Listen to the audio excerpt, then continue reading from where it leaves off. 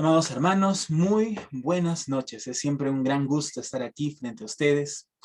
El mensaje de hoy está inspirado en el día que hoy los arequipeños estamos celebrando. Porque para Arequipa, hoy se cumple un año más de nuestra fundación. Nuestra ciudad tiene ya más de 400 años de fundación. Y un 15 de agosto, hace más de 400 años, un grupo de españoles la fundó con el nombre de la Villa Hermosa de Ariquepay, o sea, Arequipa. Muy bien, es bien bonito recordar este tipo de cosas, ¿no? Pero también nos hace pensar en algo. ¿Desde qué momento hay diferentes naciones? ¿Por qué hay diferentes naciones? ¿Acaso no éramos todos hijos de Adán, Adán y Eva? ¿Acaso no deberíamos todos ser un solo país, un solo reino, una sola nación? ¿Por qué hay tantos idiomas? ¿Qué es lo que sucedió? Es más, nosotros hemos dicho y decimos muchas veces que tenemos una ciudadanía ya no terrenal, sino espiritual. ¿Eso significa que entonces nuestra ciudadanía terrenal ya no tiene valor? Estas cosas vamos a responderlas en este mensaje. Así que, amados hermanos, quiero pedirles, por favor, que cerremos nuestros ojos porque nos vamos a dirigir al Señor. Altísimo Señor, Padre del cielo, te rogamos que abras nuestros oídos, nuestros corazones, Señor, que nos ayudes a comprender qué mensaje tienes para nosotros el día de hoy, pero no solo que nos ayudes a entenderlo, sino que más bien nos ayudes a ponerlo en práctica, que nos des ese valor, esa fuerza para hacer realidad estas cosas que tú pides y buscas de tus hijos, Señor. Gracias, Padre Eterno, por tu maravillosa palabra y por tantas cosas que nos das a través de ella. En el nombre de Jesús. Amén. Muy bien. Encontramos en Caín el primer momento donde la primera civilización, si podemos llamarle de esa manera, se desunió, se partió. Después de que Caín mata a su hermano Abel, Dios lo destierra de esta primera nación, la primera nación fundada por Adán, el primer ser humano. ¿Listo? Vamos a ver cómo lo plantea Génesis. Ahorita vamos a leer Génesis 4, versículo 11. Dice, ahora pues, le dice Dios a Caín, maldito seas tú de la tierra, que abrió su boca para recibir de tu mano la sangre de tu hermano. Cuando labres la tierra, no te volverá a dar su fuerza. Errante y extranjero serás en la tierra. Desde ese momento, Caín fue desterrado. Pero Caín no fue desterrado solo. Caín ya tenía una esposa para cuando sucedió lo que sucedió. Por eso es que el versículo 16 del capítulo 4 de Génesis dice así. Salió pues Caín de delante de Jehová y habitó en la tierra de Nod, al oriente del Edén. Y conoció Caín a su mujer, a su esposa, la cual concibió y dio a luz a un hijo llamado Enoc. Vemos entonces que Caín ya estaba casado cuando esto le sucedió. Y cuando Caín tuvo que despedirse de la presencia de Dios y también despedirse de toda su familia y salir expatriado, se fue con su esposa. Porque mira, qué interesante cómo es la unión de esposo y esposa, ¿no? En las buenas y en las malas. Aún hasta en el destierro, tu esposa te va a seguir, te va a acompañar. Entonces, Caín tuvo un primer hijo llamado Enoc y edificó una ciudad. O sea, estando en el destierro, edifica una ciudad y le llama de nombre a esa ciudad como el nombre de su hijo, Enoc. Entonces ya no solo tenemos la civilización encabezada por Adán, el primer ser humano, sino que también tenemos una nueva civilización aparte, una civilización diferente, fundada por Caín. Y entonces ya vemos por primera vez una división en la humanidad. ¿Listo? Ahora, la cosa se vuelve peor después. Si vamos a Génesis 11, vamos a encontrar lo siguiente. Mira lo que dice Génesis 11. Ahora pues, descendamos y confundamos allí su lengua. ¿Qué es lo que había pasado? La torre de Babel es lo que había pasado. Los seres humanos hablaban todos un mismo idioma. Estamos hablando de varios siglos después de Adán. Y ya la civilización había crecido bastante. Estamos hablando de miles y miles de personas. ¿Listo? Y como todos hablaban el mismo idioma, todos podían coordinarse. Y entonces entre ellos tomaron la decisión de construir una torre gigantesca que rivalizara con la gloria de Dios. Ellos decían que querían alcanzar a Dios. Hasta eso llegaba su soberbia. ¿Qué les parece? Entonces Dios, al verlos en su esfuerzo, sonríe y dice, así que quieren rivalizar con mi gloria. Muy bien. Ahora pues, dice Dios, descendamos y confundamos allí su lengua para que ninguno entienda el habla de su compañero. Así los esparció Jehová desde allí sobre la faz de la tierra. Entonces la primera división la encontramos con Caín, pero con la Torre de Babel encontramos una división masiva, donde ya hasta el idioma les fue cambiado. Y entonces, ya que no podían entenderse entre ellos, con los que sí pudieron comprenderse, se juntaron y se alejaron y terminaron llenando la tierra.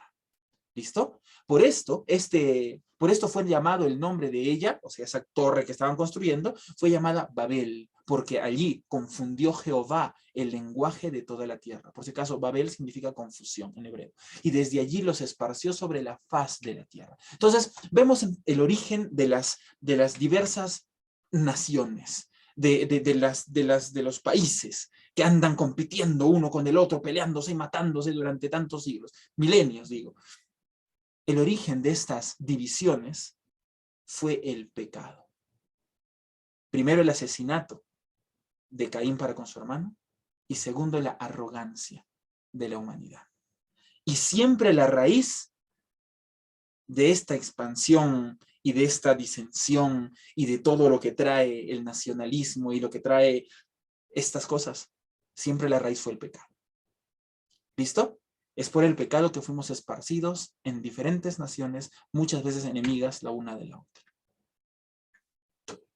Pero esta división tiene un término. Esta división tiene un fin. Esta división se acabó. ¿Se acabó? Sí, se acabó para nosotros. Mira lo que dice Gálatas 3, 26 al 29. Dice, pues todos sois hijos de Dios por la fe. ¿A quiénes les está diciendo esto? A los hermanos que vivían en Galacia, una región en Grecia. Todos sois hijos de Dios por la fe en Cristo Jesús, porque todos los que habéis sido bautizados en Cristo, de Cristo estáis revestidos. Ya no hay judío ni griego, ya no hay peruano ni argentino, ya no hay paraguayo, ya no hay chileno, no hay gringo, no.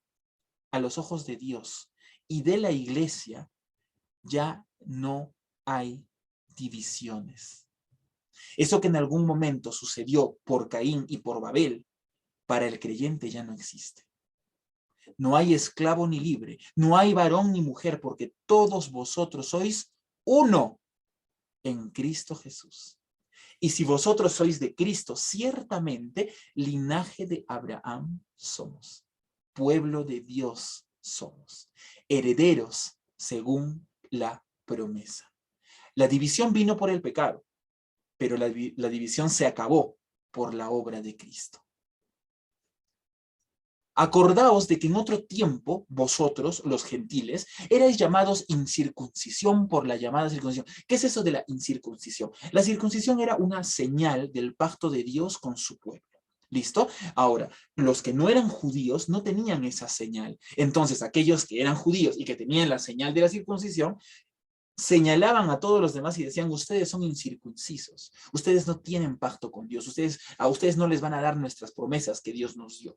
Ustedes están perdidos, ustedes están sin Dios en el mundo. Entonces sigamos leyendo, dice, en aquel tiempo estabais sin Cristo, alejados de la ciudadanía de Israel, ajenos a los pactos de la promesa, sin esperanza y sin Dios en el mundo. Pero ahora, dice Pablo, pero ahora en Cristo, vosotros, que en otro tiempo estabais lejos, o se está hablando de ti y de mí, nosotros no somos judíos, en otro tiempo estábamos lejos, vosotros que en otro tiempo estabais lejos, habéis sido hechos cercanos por la sangre de Cristo, porque Él es nuestra paz, que de ambos pueblos, los judíos y los gentiles, ambos pueblos, hizo uno solo, derribando la pared intermedia de separación, aboliendo en su carne las enemistades, los pleitos, los problemas, para crear en sí mismo, Cristo creó en sí mismo, de los dos gentiles. ¿Quiénes son los gentiles? Todos los que no son judíos, gentiles y judíos, para crear en sí mismo, de los dos,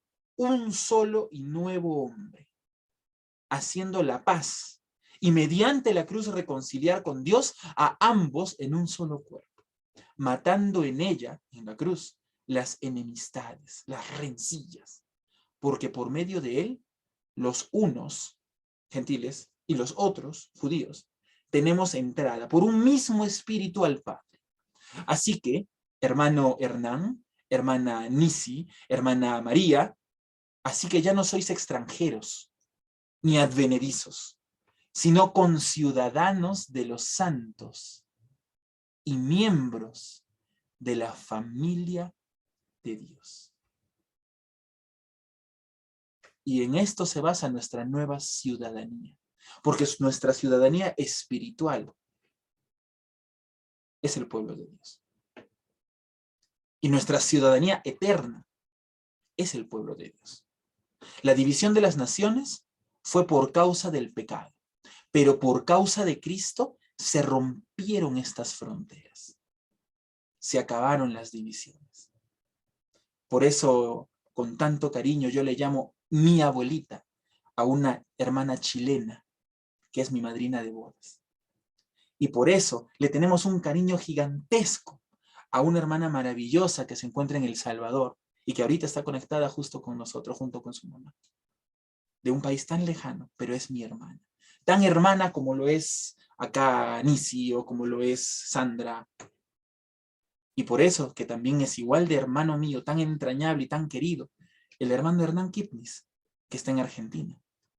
O el hermano Jorge Meléndez, que está en Canadá. O el hermano Juan Chacón, que está en Estados Unidos. Porque en el espíritu se acabaron todas las fronteras. Porque para los cristianos ya no hay más diferencias.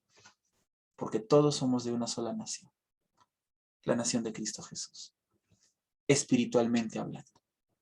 ¿Listo? Pero esto significa que se acabó el amor por mi tierra, o sea que ya Arequipa, yo soy arequipeño, ¿no? Mi Arequipa ya no me importa, porque ahora soy ciudadano del cielo, ya no me importa mi Arequipa. ¿Será eso?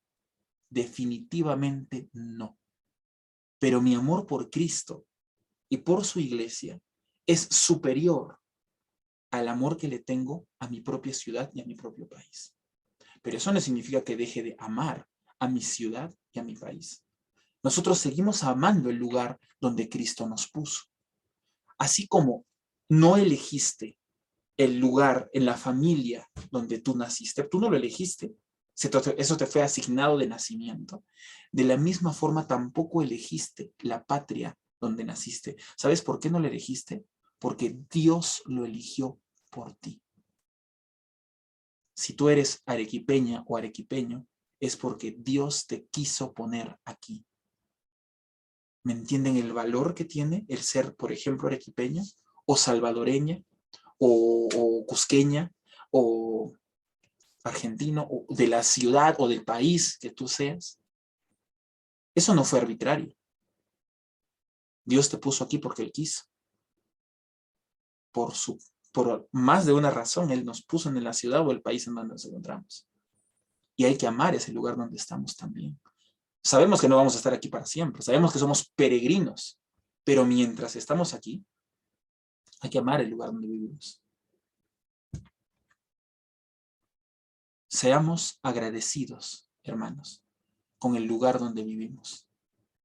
Colosenses 3:15 dice, y la paz de Dios que gobierne en vuestros corazones y a la que asimismo fuisteis llamados. O sea, a esa paz hemos sido también llamados en un solo cuerpo. De todas las naciones, pero somos parte de un solo cuerpo.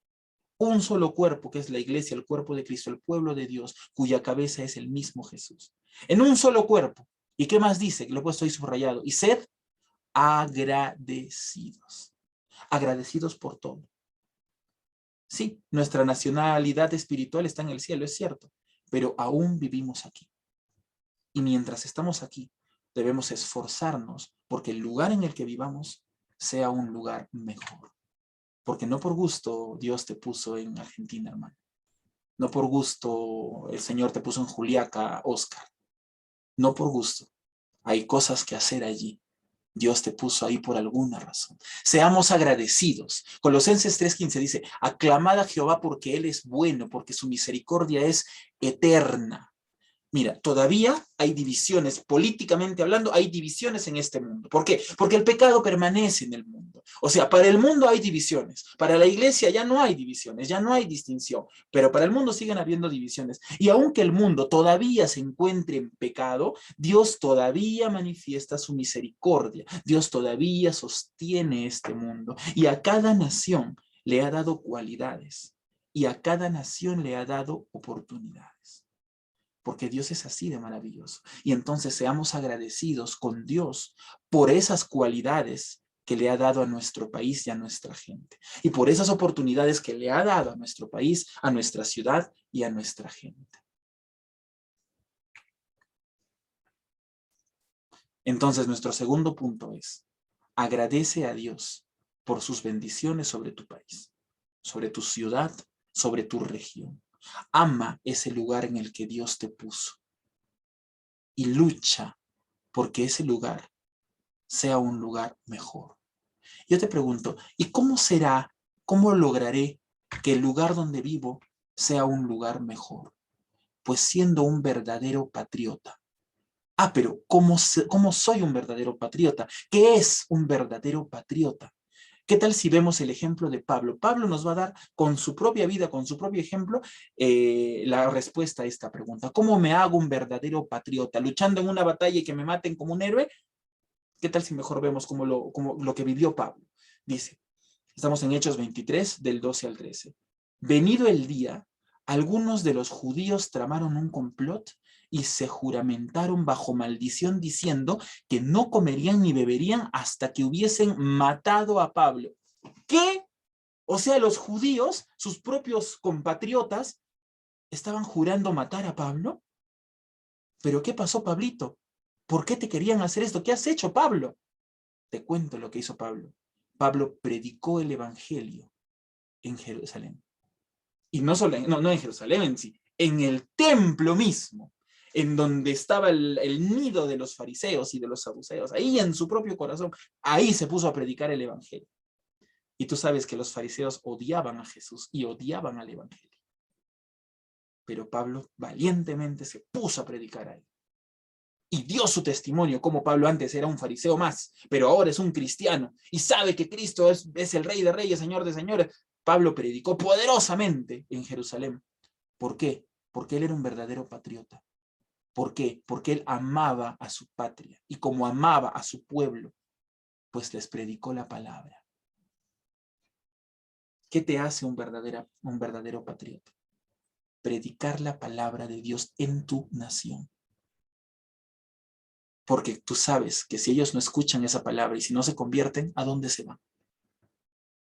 Si realmente los amas, ayúdales a salir de la condenación. Ayúdales a encontrar salvación. Pablo lo hizo aún sabiendo que muchos de estos judíos, sus propios compatriotas, lo odiarían. No olvidemos que el mismo Pablo, antes de ser cristiano, persiguió y mató a cristianos. Y ahora este Pablo, que antes era perseguidor y asesino de cristianos, ahora era un cristiano. Y ahora fue a predicar al mismísimo templo. ¿Sabes lo que quisieron hacer? Le quisieron matarlo. Y es lo que estás leyendo ahora. Eran más de 40 los que habían hecho este juramento solemne de no comer ni tomar agua hasta verlo muerto, hasta asesinar a Pablo. Eso está en Hechos 23, 12 al 13.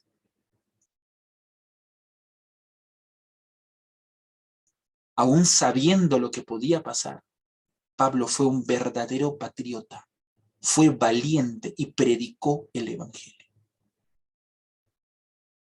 Y ahora yo te pregunto, ¿a ti qué te podría pasar, Hernán, si predicas la palabra en Argentina, en tu ciudad, en tu distrito, a tus hermanos, a tus primos? Sonia, ¿qué te pasaría si te pones a predicar la palabra en el lugar donde estás, a tus vecinos, a quien encuentres en el parque. Algunos te van a mirar mal, otros te van a despreciar. ¿Estarías dispuesta a sufrir el desprecio de la gente por predicar la palabra, sabiendo que esa podría salvarlos? Pablo estuvo dispuesto incluso a que lo maten por predicar esa palabra. ¿Tú estarías dispuesta a que te vean mal? Yo creo que sí, ¿verdad? ¿Quieres ser una verdadera patriota? ¿Quieres demostrar que realmente amas a tu pueblo?